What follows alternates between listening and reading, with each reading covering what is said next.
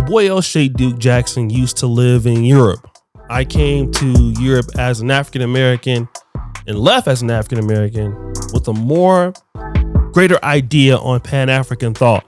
You see, I thought my American citizenship means something, and it does. It allows you to get into almost any country you want, and people see you differently as a blue passport holder. They don't see you differently because you're black. I can remember walking down the street one day. I was hanging out with one of my good buddies from Ivory Coast, and a car drove by. And when I say drive by, like kind of make like a... The man rolled down his window, and the expletives that came out of his mouth was the N-word, R and S. You guys know what that meant. Before I could say something in response, he had driven down the street. I'd only been there for 1 week and experienced that kind of behavior 3 different times. I honestly wanted to go back home and leave, but I stayed the course. But at that point, I noticed in Poland, I wasn't a black American no more. I was black. Now, this is the case that so many blacks struggle with no matter where they are in the world. You know, if you live in Africa, everybody's black. You're going to get your Negro wake-up call once you get to someplace else in the diaspora. Dubai, China, whatever the case may yield. But the Chinese are very particular in their racism against black. This is not all Chinese, but some. You've probably seen this clip before of this Chinese man castigating this African about why the country that he's from won't develop.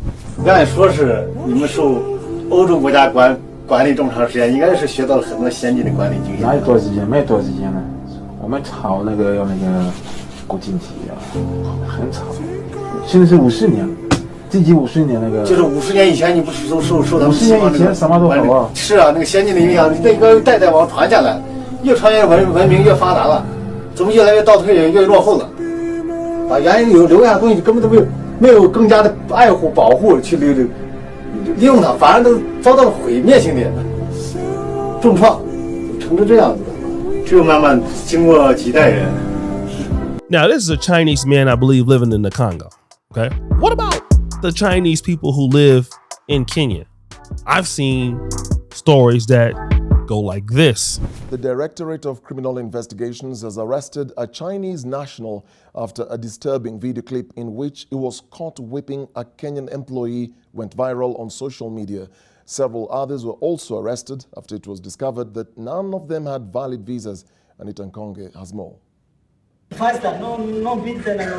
In a disturbing video that went viral, Deng Han is seen here whipping a Kenyan national for allegedly reporting late to work.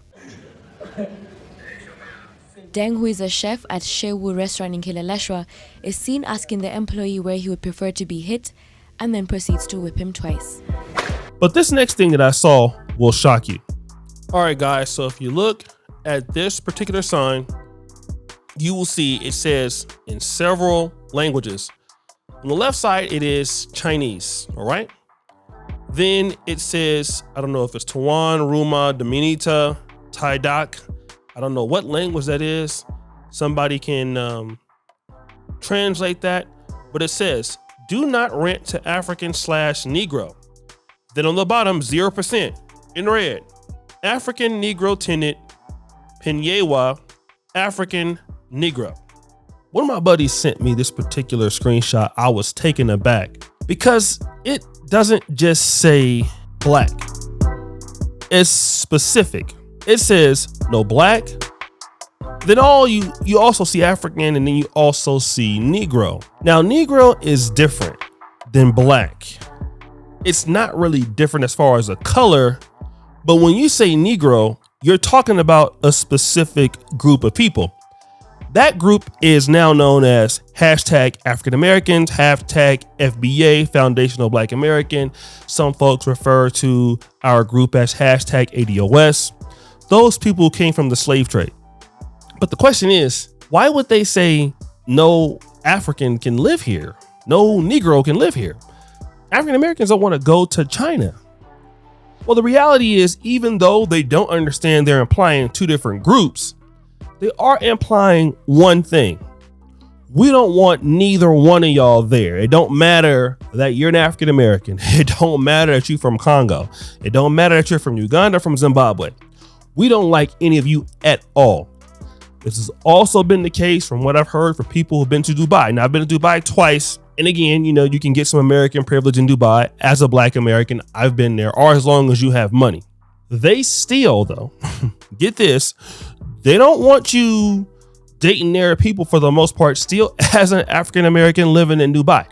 It's just the same concept. You are not them. But when I come to Africa, gonna be real, I noticed something that's interesting. Africans and blacks worldwide, we're typically like this. We are so welcoming to other groups, welcoming to them. Like there was a guy that was doing some kind of triathlon. He landed in Kenya somewhere. A lot of Kenyans went to support the guy. The way he repaid them, I forgot the guy's name, but he took so many pictures in Kibera, took so many pictures in slums. And you don't want to go to the nice neighborhoods and show the world. And shout out to my brother Sekou. I met him while I'm in Nairobi. I'm actually in Nairobi right now. You don't want to show them those things. And we were talking about that today. I think we were at Quick Mart. This is a 24-hour store here. And we were talking about those things. And that's exactly what happens. You know, you would give our love and our respect to different people because we want to know about them. Unfortunately, not everybody wants to learn about us. And this is all of us in the black spectrum. African-American, African, whoever the case may be. And we have to understand that these people are becoming world powers because of how they view themselves. We can look at it as being racist. We can look at it as being, you know, inclusive. However you want to look at it, they feel that it's them versus other people. And there is no way to compete with people who view the world like that when you are welcoming and then they are not. That's why the Chinese own so much stuff, not only here in Africa, they own stuff even in America. I believe I saw some sort of news clip. There's actually a state that's barring the Chinese from buying farmland in that state because the Chinese are just getting too powerful. The same thing with those people from the Arab world. We have to at some point look at the fact that yes, we have misunderstandings. Yes, we have problems. Yes, we don't get it right. But if we don't start looking out for ourselves as the black world, and I'm not trying to say we always get along because we don't. African Americans don't get along a lot with African Americans themselves, but obviously, you know, that's just any group. No group, country, or people all think the same or feel the same. But we need to make a strong consideration of holding each other accountable to try to make that happen because these other groups are creeping in. Storytime music. I'm coming into Nairobi airport. Me and Rachel, we're coming in Friday morning. Coming in on Uganda Airlines. When we got into the airport terminal, I'm thinking that this is going to be simple. We're just going to come in like we always do. No. Want to know what we saw?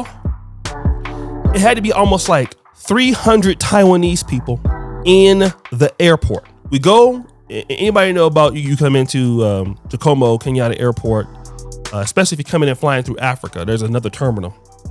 Jomo Kenyatta Airport. If you're coming in through the East African terminals, and that's, you know, flights from Uganda, Tanzania, Rwanda, South Sudan, you typically don't come in the same way as those coming from the international terminal. We go into Safari Card to get a SIM card, and I'm like, what is this?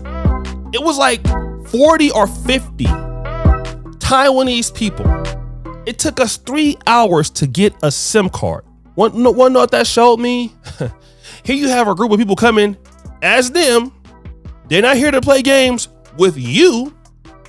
They're not here to play games with Kenyans. They're here to get it as they live in. And when they get it, those policies of even keeping you out on your home turf are still going to be there. Don't think that it's not going to happen. We've already seen it in Jamaica. Chinese discriminating against people in Jamaica. We've seen it in Africa, and other groups are going to continue to do that. They're going to come here, do business, come here and do what they got to do, get on. They'll go through the problems it takes to do things right or whatever here. And then they're going to keep you out of things. We already seen it in Black America. So black people got to really wake up and see the writing on the wall and who wants to own things. And not only that, who wants to own you. And not only that, who wants to keep you out. And we do it to ourselves when we let them do that. So guys, what do you think? It's your boy, O'Shea Dude Jackson. Another episode here on Kinganda. A Fair Use. We're out.